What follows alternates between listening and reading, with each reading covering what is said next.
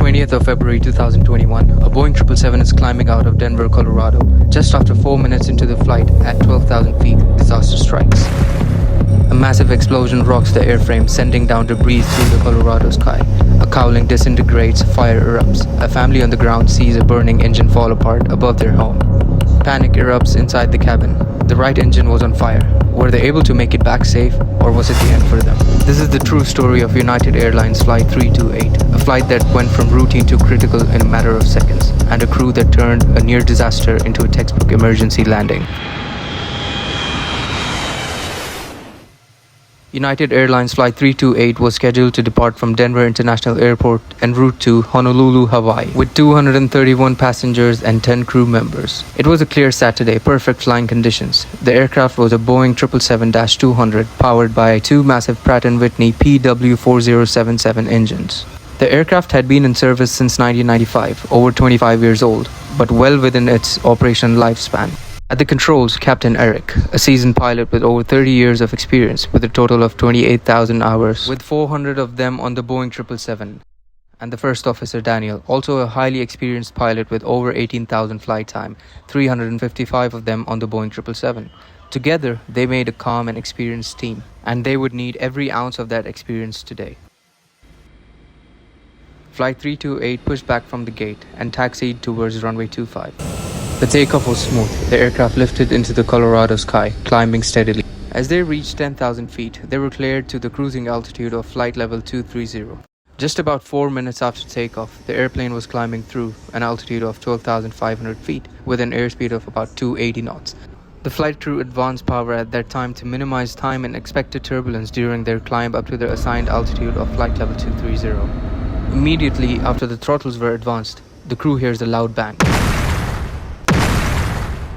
The aircraft was vibrating violently. Passengers on the right aisle look out the window and they were horrified. The right engine had failed catastrophically. The inlet and the cowling had detached. A ring of metal falls from the sky. Parts of the engine rain down over Colorado, including one engine inlet ring that narrowly misses a house and cars.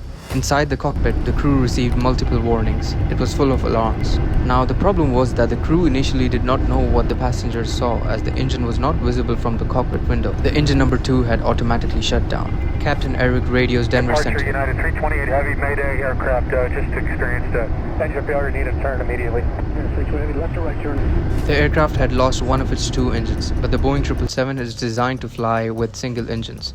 But that wasn't the problem. The real threat now was the fire and the system damage. Captain Eric begins a left-hand turn, positioning a return for Denver. Meanwhile, First Officer Daniel begins running the engine failure checklist. It was kind of a worrying situation in the cockpit. They receive another warning, engine fire still active. They deploy the fire suppression system, dumping halon gas into the damaged engine. But after all that, the fire warning still persists. But the crew stays calm. They continue to descend and configure the aircraft for a one-engine landing. But now there was another problem. The aircraft was too heavy to land because it just took off and the tanks were at maximum capacity. Normally, the crew would use a procedure called fuel jettison, in which the fuel tank's valves on the exterior of the wing are opened up and the fuel is released into the atmosphere to lower the weight of the airplane as per requirement. But in this case, they decided not to do this and land with a heavy aircraft. Why? Because of the engine fire. It could cause extreme hazards and loss of aircraft systems. They determined that the excess landing weight was not significant enough to outweigh other considerations. The captain discharged both the fire extinguisher bottles known as squibs into the damaged engine, but it was of no luck. At 13:25, they line up for runway 26 right. Despite the asymmetric thrust and heavy vibration, Captain Eric keeps the aircraft under full control. Inside the cabin, flight attendants keep the passengers calm. Many have no idea how close they were to disaster. The aircraft touches down hard but safely at Denver International Airport. The ATC said, "United 328 Heavy, welcome back." The captain brakes hard and the aircraft rolls to a stop. Airport rescue and firefighting vehicles met the airplane as soon as it stopped on the runway and applied water and foaming agent into the right engine.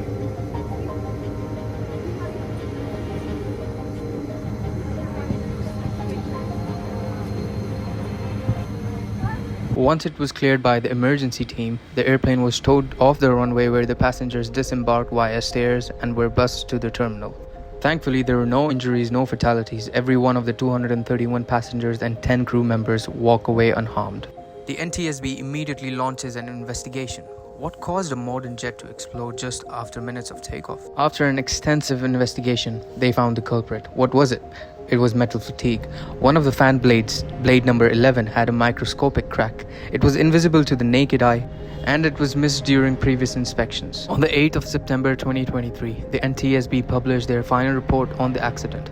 The report revealed that the fatigue failure in the right engine was due to inadequate inspections and insufficient frequency of inspections to catch the low-level crack indications.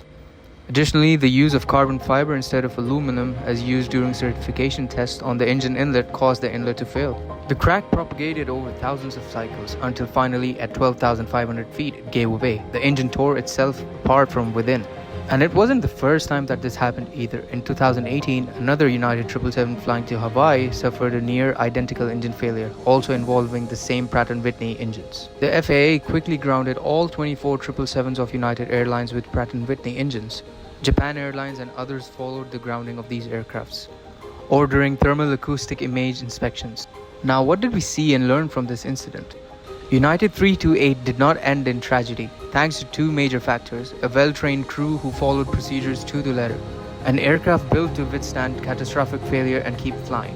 The Boeing 777 remained controllable. The systems isolated the failed engine and crew handled the crisis with composure, clarity, and skill. United 328 is a reminder, even with the best technology, things can still go wrong. But when they do, training takes over, systems back you up, and lives are saved. It was a flight that could have ended very differently, but became a shining example of how in aviation, even in crisis, is built on resilience. On 17th May 2022, after hundreds of tests on the engines, the FAA allowed United's 777-200s to resume service. If you found this video insightful, make sure to subscribe for more real-life aviation breakdowns, and let me know in the comments, what would you have done if you saw the engine out of your window?